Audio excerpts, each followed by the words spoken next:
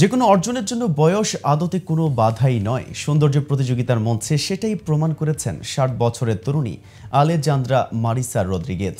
বিশ্ব সুন্দরীর মুকুট জিতলেও সেই পথ এতটা সহজ ছিল না তার কাছে। তবে এই পরন্ত বয়সেও কিভাবে এত কঠিন কাজটিকে সহজ করে নিয়েছেন তিনি, এ বিষয়ে বিস্তারিত জানাতে কেটিভি শোবিজ থেকে আমি মেহেদি হাসান আছি আপনাদের সাথে।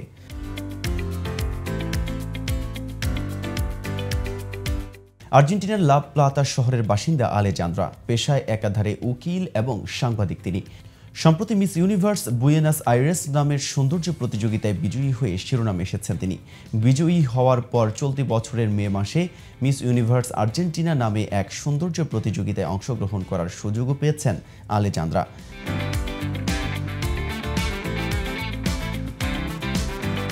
যে সৌন্দর্য প্রতিযোগিতায় বিশ্বজুড়ে সুন্দরীরা অংশগ্রহণ করতে পারেন, সেই মঞ্চে নিজের পরিচিতি তৈরি করতে চেয়েছিলেন আলেজান্দ্রা। সৌন্দর্যের ক্ষেত্রে বয়স যে আদতে কোনো বাধা নয় তা প্রমাণ করতে চেয়েছিলেন আলেজান্দ্রা, কিন্তু নিয়মকানুনের শেষমেশ বাধাই পড়তে হলো বয়স ৬০-এর সুন্দরীকে।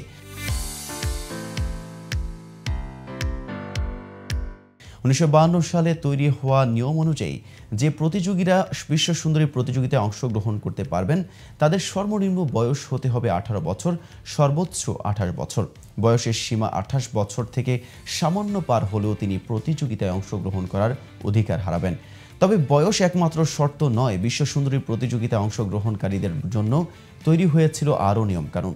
মহিলা প্রতিযোগীদের অবশ্যই অবিবাহিত হতে হবে, এমনকি তাদের কোনো সন্তান থাকলেও তারা প্রতিযোগিতায় অংশগ্রহণ করতে পারবেন না।